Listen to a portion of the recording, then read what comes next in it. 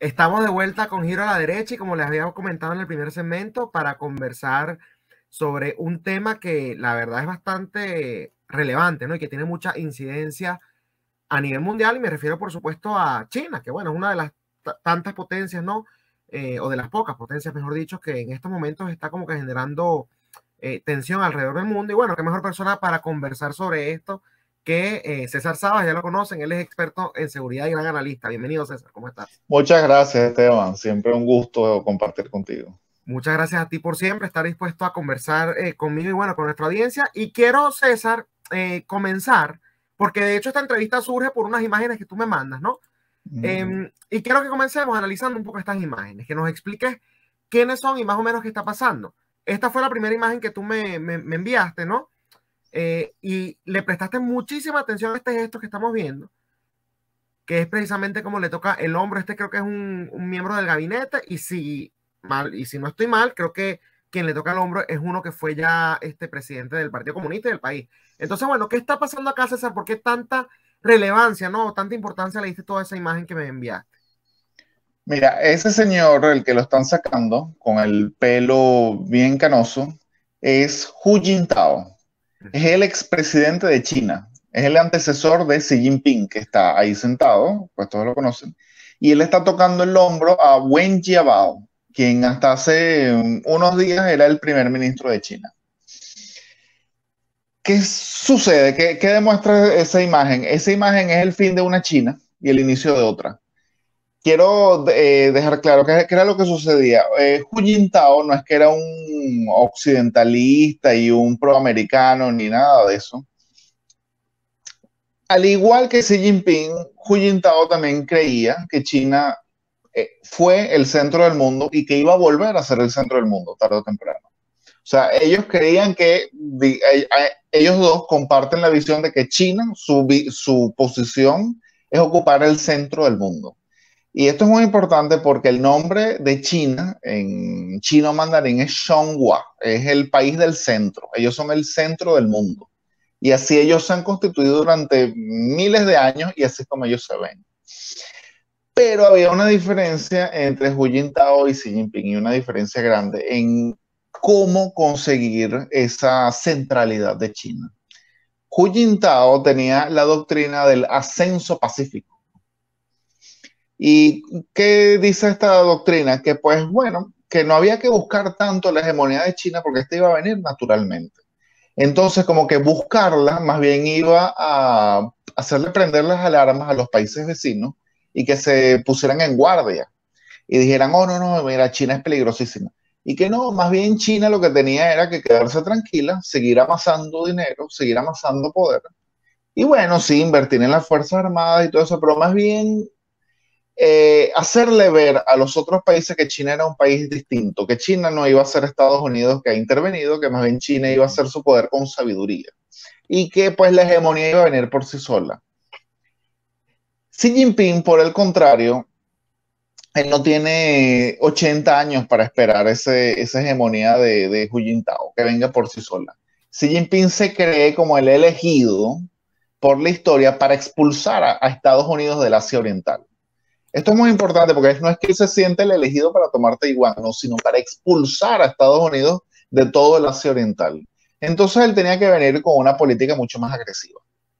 Invertir fuertemente en las Fuerzas Armadas y pues bueno, tener una política exterior sumamente agresiva. Que eso pase por si cae mal ante la opinión pública internacional y queda como un belicista por apoyar a Rusia en su invasión a Ucrania, pues bien vale la pena. Todo aquí es geopolítica y simplemente es construir, digamos, las bases materiales para la toma de Taiwán e iniciar el cronograma de invasión. Ahora, había ese debate interno en el Partido Comunista y sobre todo también porque Hu Jintao, que no es ningún hombre demócrata, pero sí creía que las decisiones de China debían ser colegiales. Es decir, está el Partido Comunista, que es el que gobierna, pero dentro del Partido Comunista está el Politburo, que está conformado por 7 miembros, y pues bueno, que esas decisiones fueran tomadas por ellos. Es decir, era una China dictatorial, más no totalitaria. La China de Xi Jinping es totalitaria. Es decir, no, las decisiones ni siquiera deben ser colegiales, deben ser tomadas por mí. y todos los miembros del Politburó deben estar a mi servicio. Ese debate tiene fin en este Congreso del Partido Comunista. Hu Jintao, Xi Jinping da su discurso y en otra foto, el único que no aplaude es Hu Jintao. El único de todo ese Congreso que no aplaudió a Xi Jinping fue Hu Jintao.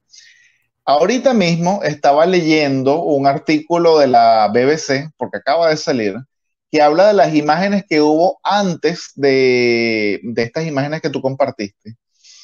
Y ¿qué fue lo que sucedió? Pues el jefe de la Asamblea del Poder Legislativo chino le quita un documento a Hu Jintao y Xi Jinping le da instrucciones al protocolo para que saquen a Hu Jintao de la sala. Acabo de leer un artículo de la BBC que acaba de salir, que era sobre los momentos justo antes de que sacaran a Hu Jintao. Y en esos momentos, pues el máximo legislador chino le quita un documento a Hu Jintao, mientras Xi Jinping le hace señas al protocolo para que saque a Hu Jintao. Xi Jinping había dado su discurso y el único que no aplaudió fue Hu Jintao, que fue el expresidente, y lo sacan. Eso nunca se había hecho, nunca en China, nunca, sobre todo en una cuestión tan organizada y con un protocolo tan rígido como es el Congreso del Partido Comunista. Eso jamás se había hecho. El único que no aplaudió fue Hu Jintao, pues Xi Jinping hace algo que no había pasado nunca, que fue purgarlo en vivo y directo del partido, y Hu Jintao no volvió más nunca al Congreso. Después hubo las votaciones para, digamos, elegir al emperador de China, que fue Xi Jinping. Esas votaciones se hacen en público, a mano alzada y bien alzada, para que todo el mundo vea, pues, la mano. Yo compartí una foto en mi Facebook de esa votación porque es impresionante. La silla del purgado queda vacía para que todo el mundo la vea, que está justo al lado de Xi Jinping. La mano alzada, bien alzada. Todo el mundo con mascarilla, salvo los privilegiados, que son los miembros del Politburó. En China la simbología es fundamental y dentro de los privilegiados ningún militar. O sea, dentro del Politburó no había ningún militar. Y esto es muy importante que lo sepan. Los militares en China, China no es una dictadura militar, es una dictadura política civil. Y los militares están completamente controlados por el partido. ¿Y por qué no hay ningún privilegiado no hay ningún militar dentro de los privilegiados? Precisamente para no darle poder a las Fuerzas Armadas. Las Fuerzas Armadas acatan a Xi Jinping. No tienen arte ni parte en la política china.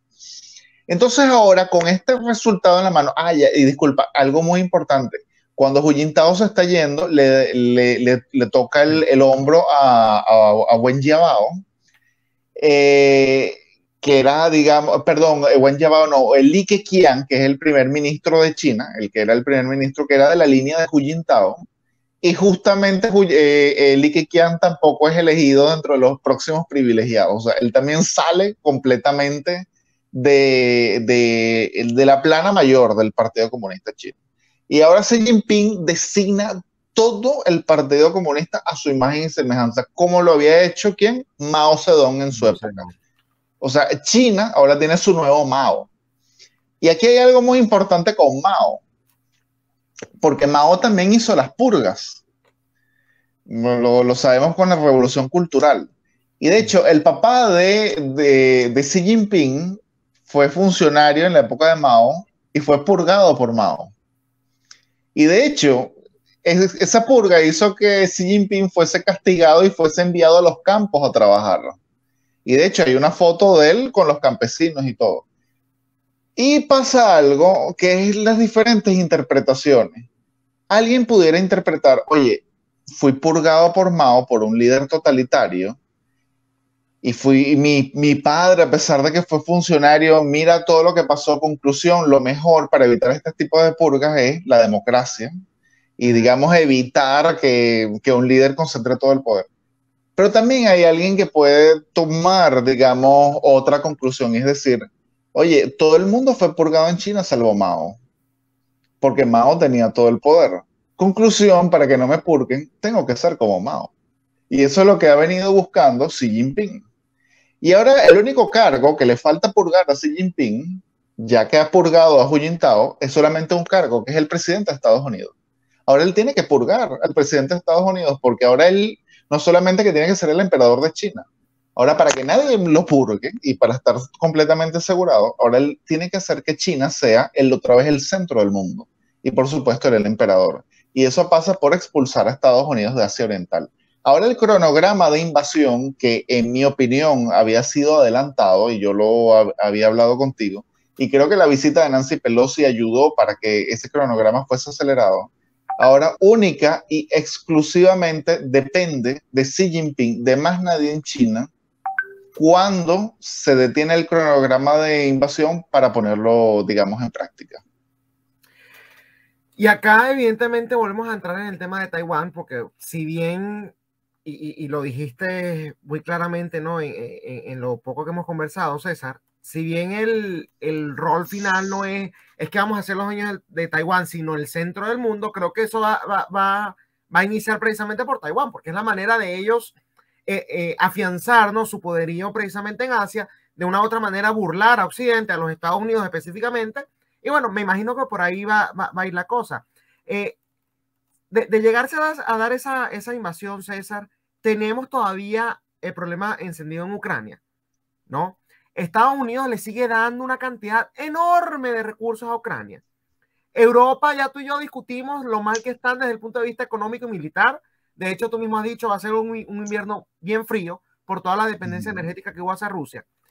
¿En qué condiciones está Occidente y Estados Unidos de hacer algo en caso de que China, bueno, arremeta contra Taiwán en estos momentos, César?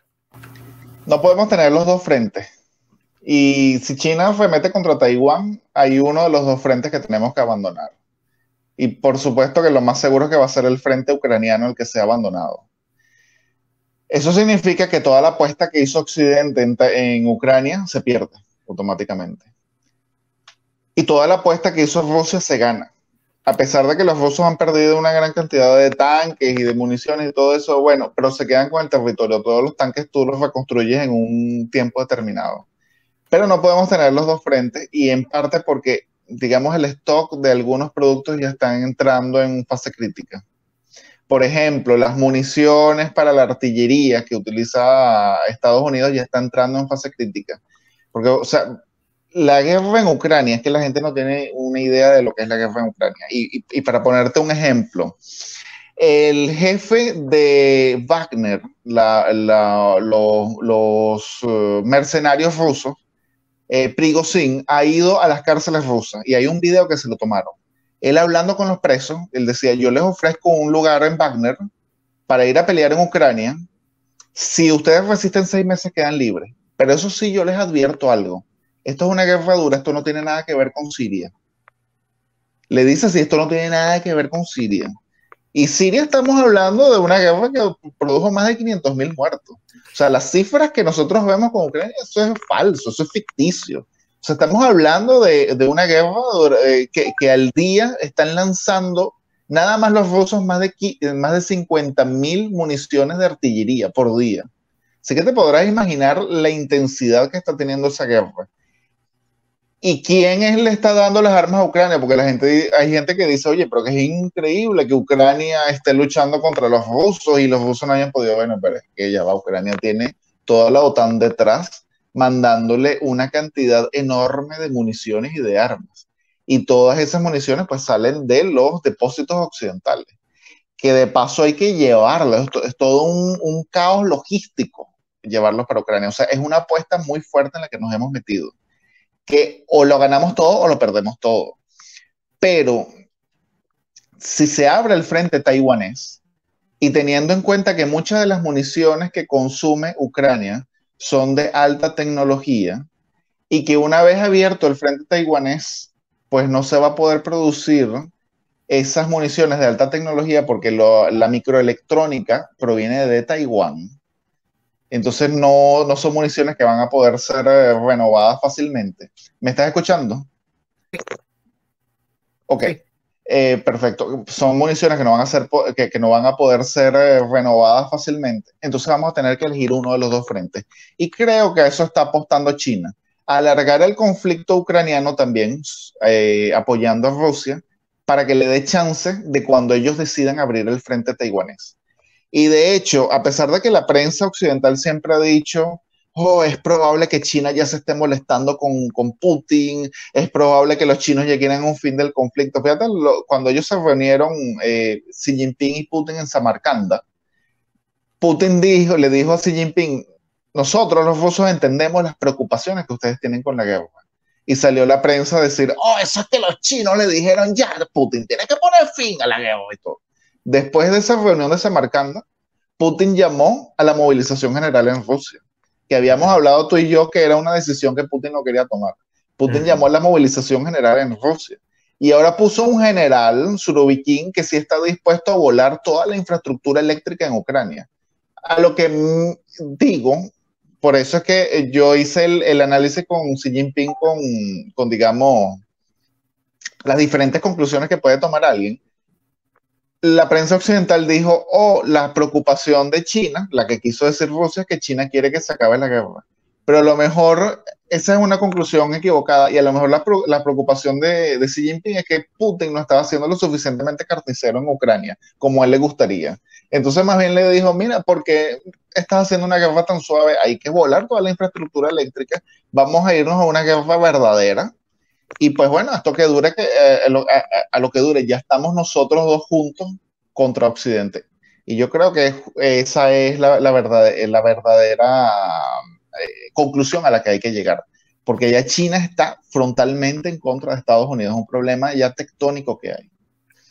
César, no sé si me escuchas bien porque... Sí, te oigo. Ok, perfecto. Fíjate que obviamente desde el punto de vista tecnológico entiendo por qué, digamos, le darías más relevancia a Taiwán. Al final, bueno, si no le das la relevancia a Taiwán, pierdes Ucrania, ¿no? Evidentemente por lo mismo que estás diciendo.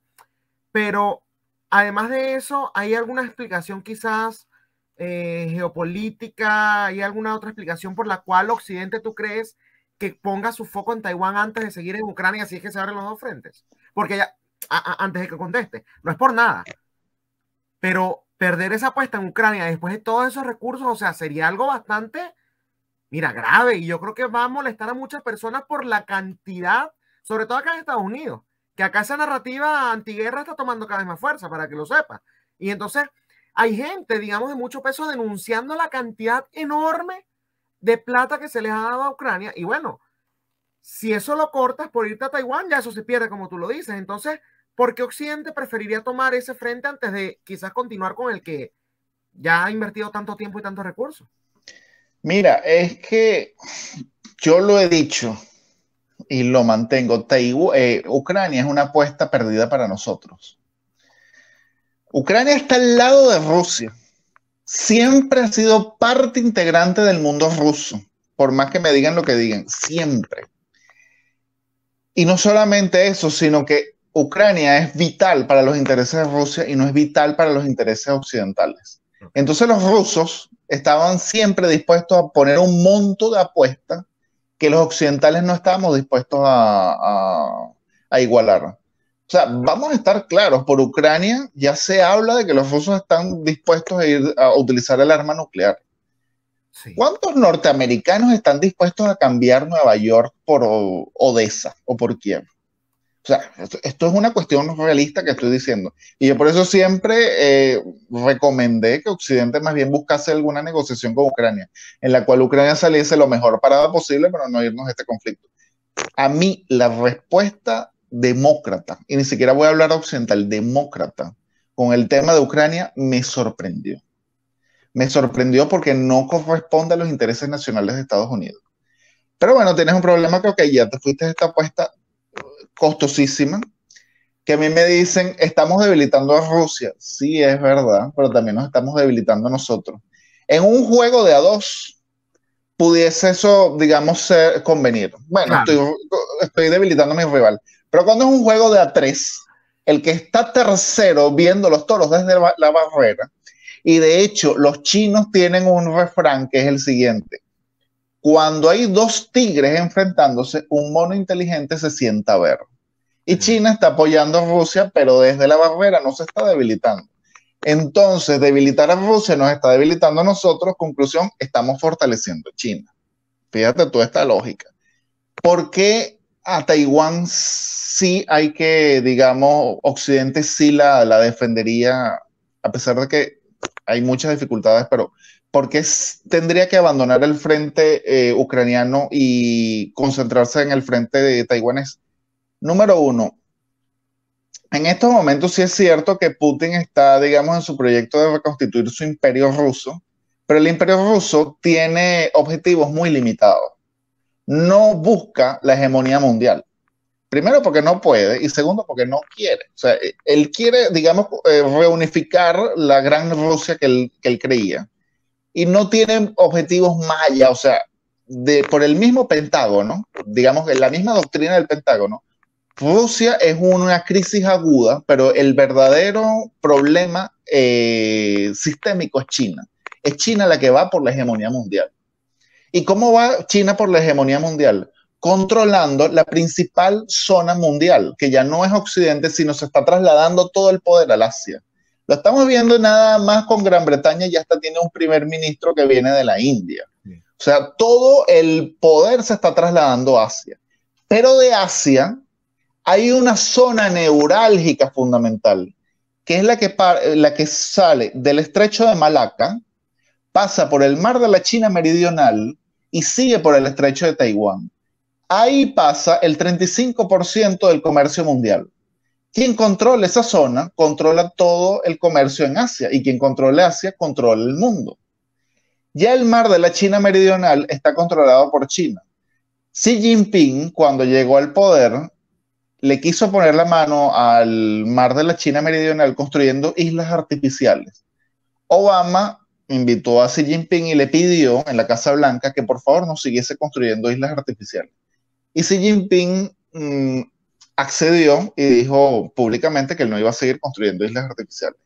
Unos meses después, la NASA reveló que esas islas artificiales estaban militarizadas y tenían, digamos, sus bases aéreas.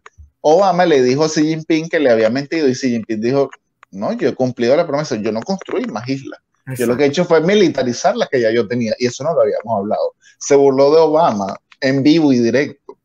Pero bueno, ahora si él controla Taiwán, controla el estrecho de Taiwán. Por ese estrecho de Taiwán, cada media hora tiene que pasar un barco gasífero o petrolífero para que la economía de Japón se mantenga en flote. Si él controla el estrecho de Taiwán, controla también la economía de Japón, controla también la economía de Corea del Sur y fundamentalmente, no tengo aquí el mapa, pero si ustedes ven el mapa, digamos, ponen Google Map el primer mapa de Asia, yo les voy a preguntar, ¿China tiene salida directa al Océano Pacífico? Y todo el mundo va a decir, claro. Cuando ustedes ponen zoom y van desde Japón, hay una serie de islas que es el archipiélago de Okinawa, todo eso le pertenece a Japón, llega hasta Taiwán. Y de Taiwán pasamos a las Filipinas. Eso se llama la primera cadena de islas. Esa cadena de islas impide que China tenga acceso directo al Océano Pacífico. Y la estrategia de Estados Unidos siempre fue vigilar que China nunca tuviese el control de la primera cadena de islas para mantenerla contenida. Si China tiene el control de Taiwán, se rompe la primera cadena de islas y va a tener el mismo efecto Taiwán para China que el que tiene Hawái para Estados Unidos. Hawái le proporciona a Estados Unidos una proyección increíble hacia el Pacífico. Taiwán le va a proporcionar a China esa proyección increíble hacia el Pacífico. Y es el primer paso para expulsar definitivamente a Estados Unidos del Asia Oriental. Por eso es que si se abren los dos frentes, o sea, ya está abierto el frente ucraniano, y con todo el dineral que se le ha dado a los ucranianos y con todo el armamento, hemos contenido a los rusos, pero no los hemos derrotado. Si se abre el frente taiwanés, vamos a tener que decidir los occidentales con cuál de los dos frentes ir. Pero lo cierto es que ya empiezan a haber voces en Occidente que se están cansando del frente ucraniano. Sí, no, y lo que te comentaba, voces bastante influyentes, por lo menos acá en Estados Unidos. En Europa creo que sí son un poco más, llamémoslo empáticos, para no utilizar otro término, ¿no? Con respecto al conflicto en Ucrania, pero acá en Estados Unidos sí te digo, César, o sea, es cada vez más común precisamente escuchar críticas más que halagos. Cuando inició el conflicto, no te creas, había la matriz, yo creo que sí era a favor, pero eso ha ido cambiando poco a poco y es porque precisamente no se ve un resultado tangible y ese es el dinero nuestro. Un país que tiene ya 33 trillones de deuda, imagínate tú. Bueno, Ahora, mira, te pongo un dato con lo de la deuda. Ucrania necesitaba, hasta que llegó el general Surovikin, fíjate tú, necesitaba 5.000 millones de dólares mensuales, no en armas, en efectivo, o sea, en dinero, para mantener la economía a flote. 5.000 millones de dólares, que Occidente está retrasado, porque tiene que todavía darle, o sea, de lo que le ha ofrecido, no le ha dado. O sea, fíjate tú, no es solamente lo que le hemos dado, sino lo que le hemos ofrecido que estamos retrasados para que Ucrania no termine de colapsar. Cuando vino este general Surovikin está destruyendo toda la infraestructura crítica ucraniana. O sea, Ucrania está en negro. Eso quiere decir que no, ya esos 5.000 millones de dólares, eso ya no alcanza. Eso tiene que ser mucho más. Va a tener que ser mucho más. O sea, los rusos están aumentando el monto de la factura y pues va a llegar un momento en que vamos a decir, bueno, o sea, ¿hasta cuándo? sí, no, totalmente. Fíjate que con el tema de China, y me atrevo a decir que incluso mucho más que Rusia, ¿no? Hemos visto que la influencia, por lo menos en retórica, no sé hasta qué punto realmente, no, en la práctica también. Toda Latinoamérica, básicamente, ahorita que está pintada de rojo, se está rodeando ante China. Sí, sí, sí. Incluso Colombia, y eso me acuerdo que tú lo discutiste en uno de tus programas, ¿no? Hablabas de precisamente el peligro que representaba alguien como Gustavo Petro en este tema, ¿no? César, ¿qué acciones o qué política debería tomar Estados Unidos? Porque, ajá, China lo quiere sacar de Asia. ¿Por qué Estados Unidos no quiere sacar a China de América? ¿Por qué no los termina de sacar? ¿Qué es lo que está pasando allí?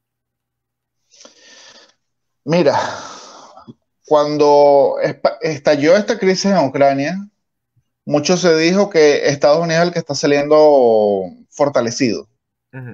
Y Estados Unidos sí hasta ahora se ha fortalecido dentro de sus fieles aliados, nada más. Y el problema es que se ha debilitado en todo lo demás. Sí. Fíjate tú nada más, por ejemplo, Arabia Saudita. Arabia Saudita le ha dado la espalda a Estados Unidos. De hecho, hoy vi una noticia que el príncipe de Arabia Saudita dijo que debido a que se está alejando de Estados Unidos, va a intensificar sus relaciones con China. Yo te hago una pregunta. Uno de los pilares de la economía norteamericana es el petrodólar. El acuerdo que hay entre Estados Unidos y Arabia Saudita para que Arabia Saudita vendiese el petróleo saudí única y exclusivamente en dólares. ¿Qué pasaría si ese petrodólar desaparece y los saudíes empiezan a aceptar yuan o cualquier otra moneda? Eso puede ser perjudicial fuertemente para la economía norteamericana. Y si eso le sumamos que, digamos que los chinos aprovechen y vendan todos sus bonos de la deuda de un momento a otro en Estados Unidos, pudiera ser fatal. Pero bueno, ¿qué es lo que está pasando en Estados Unidos? Pues yo soy muy crítico de la política exterior de Estados Unidos. Y pues bueno, sí, China quiere sacar a Estados Unidos de el Asia Oriental y Estados Unidos no está buscando hacer lo mismo. En parte, ¿aló, me estás escuchando? Ok, en parte porque los norteamericanos son sumamente, digamos, orgullosos de su país, está bien, pero muchas veces pecan de prepotencia, de no ver que existe otro mundo, no ver que existen los otros, y muchas veces sí tratar, digamos, como que de imponer su visión y no buscarlo. Por ejemplo, ¿por qué las sanciones a Rusia han fracasado tan estrepitosamente con la India? Hoy en día Estados Unidos se ha dado cuenta que la India existe, que es una potencia económica de primer nivel y que puede hacer que las sanciones fracasen. Entonces Estados Unidos le puso unas sanciones a Rusia y después le preguntó a India, mira India, ¿y por qué tú no sigues las sanciones? Y la India le dijo, las sanciones las pusiste tú, cúmplelas tú. A mí nadie me ha preguntado nada, yo tengo mi propia política. Entonces ese es el momento en el cual los norteamericanos regresan a la realidad y ven que han estado manejando mal las cosas. Lamentablemente si China se está quedando con el Medio Oriente, se está quedando con América Latina, se está quedando con, digamos, África. Los resultados los vemos en las votaciones de las Naciones Unidas. Nosotros vemos los países que han votado en contra de Rusia por la anexión a Ucrania, pero no vemos los países que o han votado en contra o los que se han abstenido. Y si nosotros sacamos la cuenta entre los países que se han abstenido y los que han votado en contra, tenemos a más de la mitad de la población mundial. Entonces, estos son datos muy interesantes que tenemos que tener en cuenta y que lamentablemente Estados Unidos todavía no los ha tomado en cuenta. Hay un meme que publican muy a menudo y los chinos se han encargado de retuitearlo, porque esto es muy interesante. El Twitter está prohibido en China. Sin embargo, los diplomáticos chinos tienen Twitter y de hecho tuitean compulsivamente. Eso es una cosa impresionante. Bueno, hay un meme que es el mapa del mundo y dicen comunidad internacional según Estados Unidos y es básicamente Estados Unidos, Canadá, Europa Occidental y Australia. Y eso es la comunidad internacional.